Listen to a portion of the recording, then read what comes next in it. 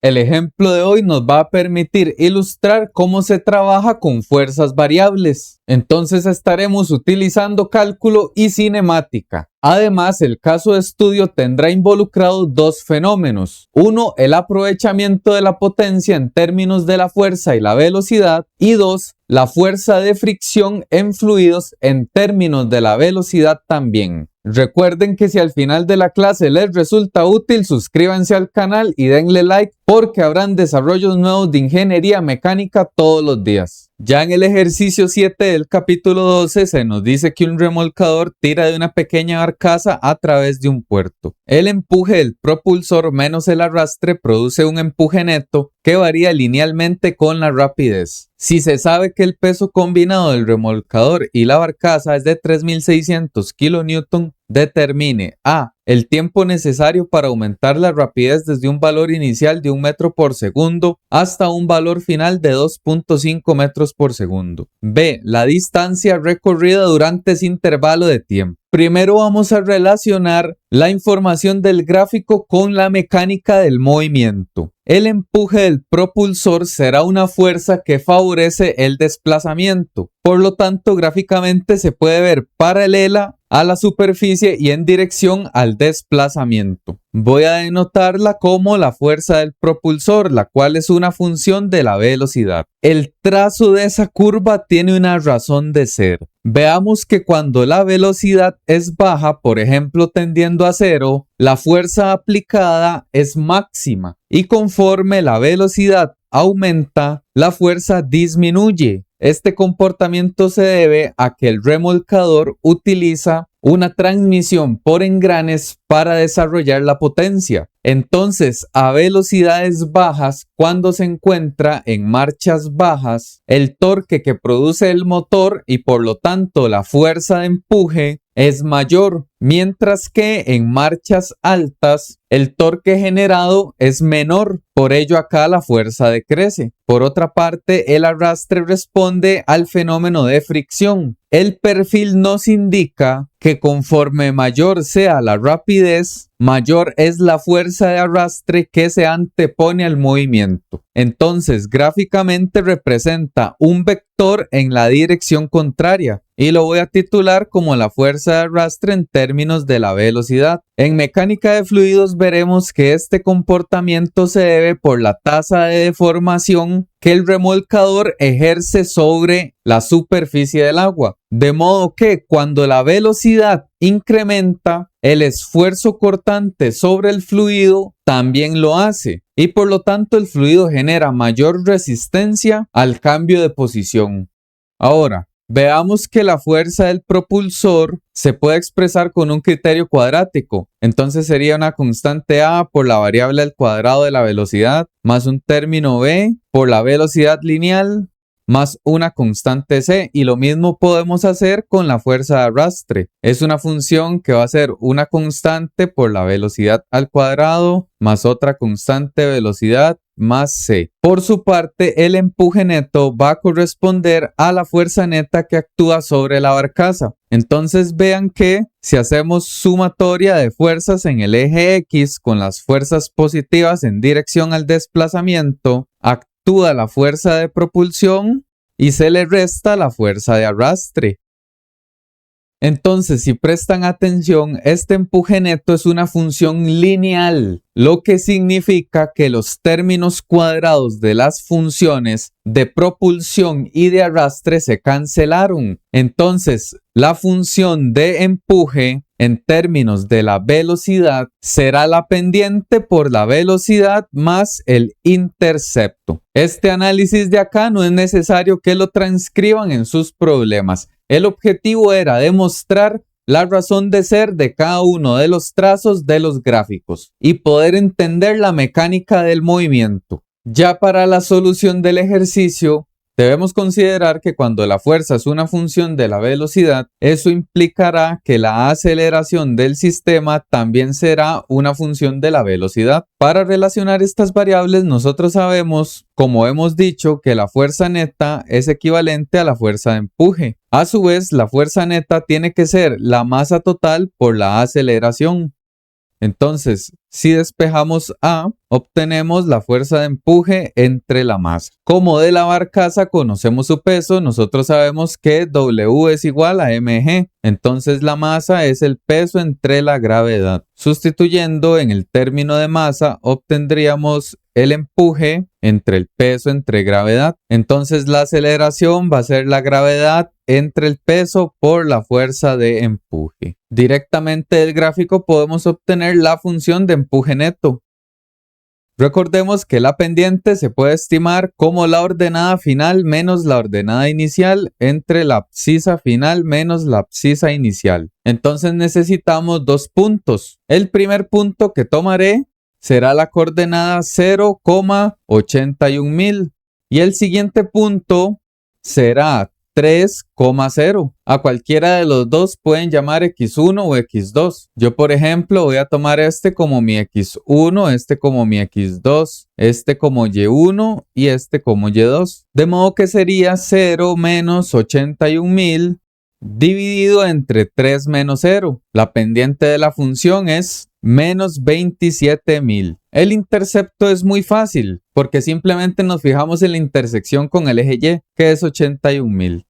La función de empuje neto en términos de la velocidad sería menos 27000 por la velocidad más 81000. Con este término ya sabemos que la aceleración sería el peso en el denominador, que son 3600 kilonewton, es decir, 3600 por 10 a la 3 newton. La gravedad 981 y la función de empuje.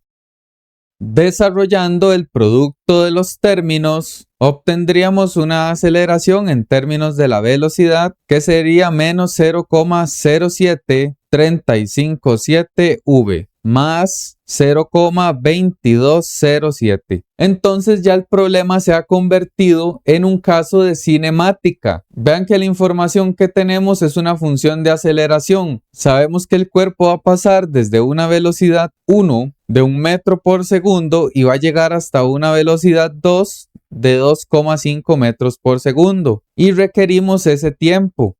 Entonces vamos a emplear una relación clásica de cinemática de partículas. Nosotros sabemos que la aceleración en función de la velocidad tiene que corresponder a la razón de cambio de la velocidad con respecto al tiempo. Entonces si enviamos el término de t a multiplicar y la función de aceleración a dividir, obtenemos una ecuación diferencial de variables separables.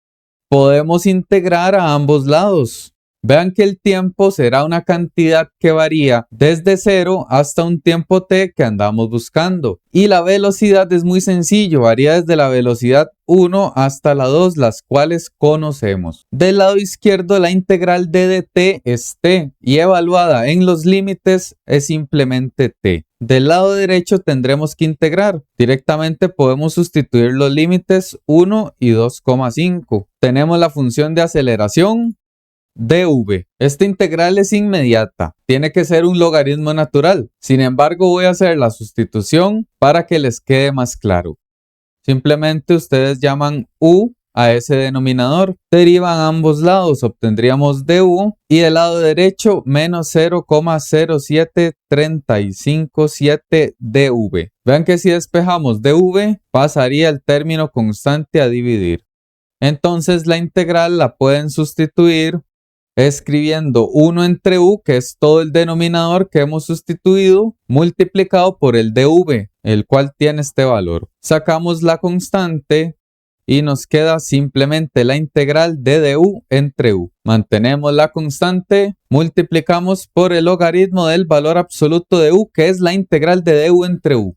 Sabemos que u vale el término de la sustitución, entonces el tiempo es equivalente al factor constante por el logaritmo del valor absoluto de la función, evaluado entre 1 y 2,5. Resolviendo la evaluación, dejamos la constante afuera, suscribimos un paréntesis y evaluamos el límite superior.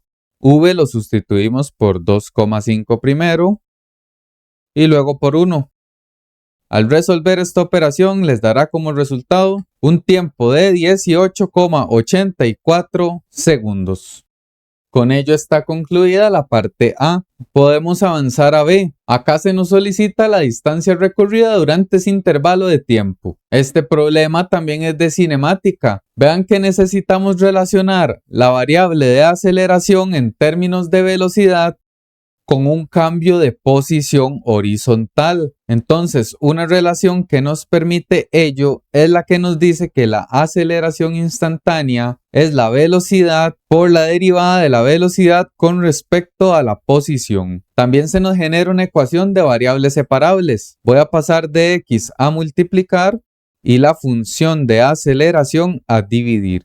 Integramos ambos lados. Vean que el remolcador tiene que partir desde una posición x sub 0 y llega hasta una posición final x, la cual andamos buscando. Mientras que la velocidad pasa desde una velocidad 1 hasta una velocidad 2, las cuales ya conocemos. No tenemos una definición de posición inicial del remolcador, entonces yo la asumiré directamente como 0. Por lo tanto, voy a sustituir este término de límite inferior por 0. De esta manera, la integral de dx, que es x, solamente hay que evaluarlo en x. Por lo tanto, es equivalente a la posición final y será la cantidad que determinaremos. Del lado derecho sí tenemos que integrar. Sería desde 1 hasta 2,5. Tenemos la función de aceleración en el denominador y el término v de v. Vamos a aplicar otra sustitución.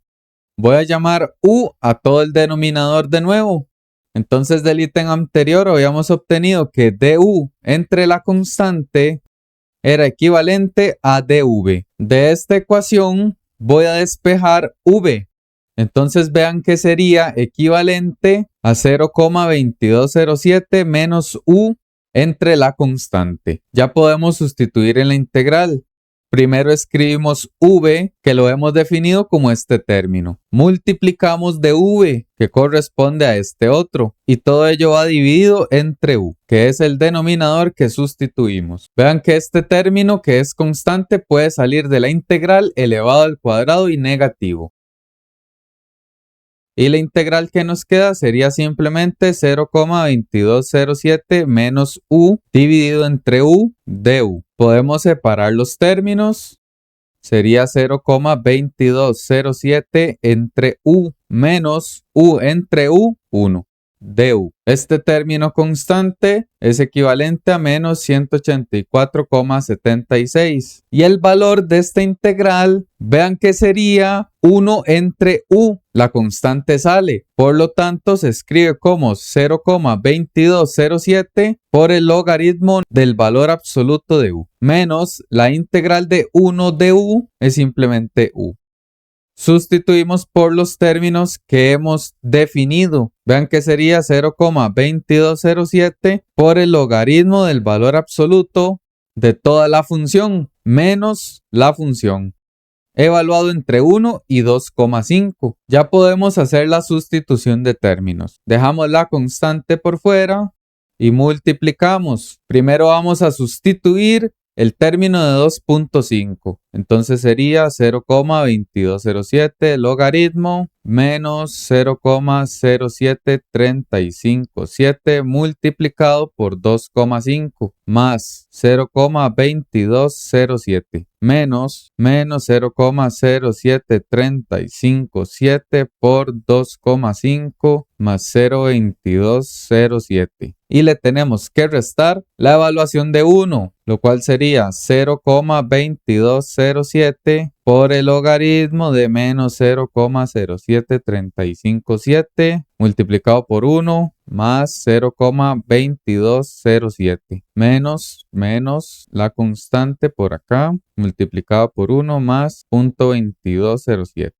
Para evaluar esa cantidad en la calculadora no se preocupen por los valores absolutos, porque este término de acá adentro les va a dar positivo. Entonces ustedes lo pueden digitar tal cual, menos 184,76 por doble paréntesis 0.2207 logaritmo de menos 0.07357 por 2.5 más 0.2207, cerramos paréntesis, menos paréntesis, menos 0.07357 por 2.5 más 0.2207 menos paréntesis 0.2207 por el logaritmo natural de la constante más 0.2207 menos de nuevo la función. Presionamos igual y obtenemos el resultado. La posición final sería de 36,147 metros y corresponde a la distancia recorrida. Y con este análisis y desarrollo el ejercicio está finalizado. Suscríbanse al canal, dejen sus dudas y comentarios y nos vemos en la siguiente clase de cinética de partículas. Gracias por su atención.